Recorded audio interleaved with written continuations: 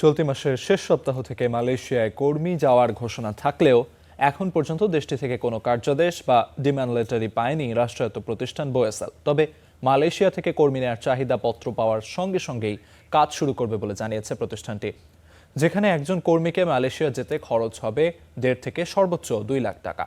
এদিকে এই প্রক্রিয়া সাধারণ শ্রমিকদের আর্থিক নিরাপত্তা নিশ্চিত করতে বেসরকারি খাতের ক্ষেত্রেও অভিবাসন ব্যয় কঠোরভাবে সীমিত রাখার পরামর্শ দিয়েছেন সংশ্লিষ্ট বিশেষজ্ঞরা।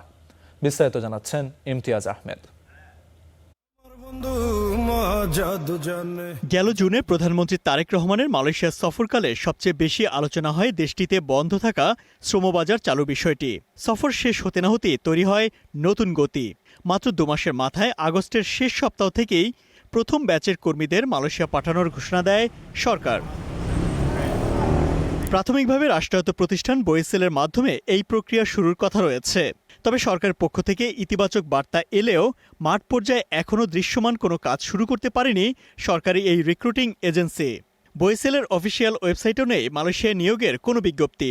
যাওয়ার জন্য ইচ্ছুক, কিন্তু তাদের তথ্য কেন্দ্রে আমরা গেলাম, তারা বলতেছে তাদের এখানে নাকি কোনো সুযোগ সুবিধাই আসে নাই মালয়েশিয়া যাবার জন্য। তারা বললো যে আমাদের এখানে আসে না, আসলে আপনারা জানতে পারবেন, অনলাইনে ঢুকলে আমরা নিয়োগ দেব যে কি কাজে আপনারা যাইব, টেলিগ্রামে আসলে আমরা জানাবো। বোয়েসেল কর্তৃপক্ষ বলছে মালয়েশিয়ার সরকার আনুষ্ঠানিকভাবে এখনও কোনো কর্মী নিয়োগের চাহিদাপত্র পাঠায়নি।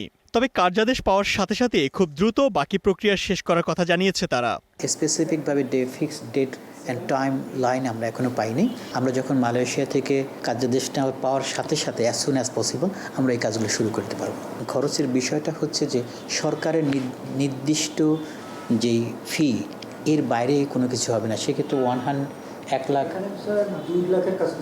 2 লাখের কাছাকাছি 1,50,000 থেকে 2 লাখের মধ্যে এটা হয়ে যাবে।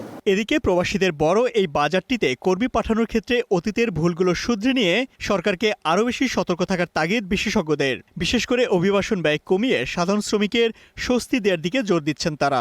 এখন আমাদের দেখবার বিষয় হবে সেটা হলো যে শ্রমিকরা কম পয়সায় যেতে পারছে কিনা। প্রতিযোগী দেশগুলো থেকে যেভাবে যাচ্ছে আমাদের এখান থেকে বেশি যায়। রাজনৈতিক সদিচ্ছা প্রয়োজন সর্বাগ্রে। বাংলাদেশের শ্রমিকদের বিশ্ব শ্রমবাজারে কদর আছে। আমরা যদি এটাকে সঠিকভাবে লালন করতে পারি, এবং লালন করবার জন্য আমি আবারও বলবো, আমি অতীতে বহুবার বলেছি, রাজনৈতিক সদিচ্ছা থাকবে, যাতে কোনো রকমের রাজনৈতিক চাঁদাবাজি এই শ্রমবাজারকে নিয়ে না হয়। বিশেষজ্ঞদের মতে 1.5 থেকে 2 লাখ টাকার মধ্যে অভিবাসন ব্যয় সীমিত রাখার পাশাপাশি স্বচ্ছতা নিশ্চিত করা না গেলে কাঙ্ক্ষিত সুফল পাবে না প্রবাসী আয় খাত। Imtiaz Ahmed, star news, Dhaka.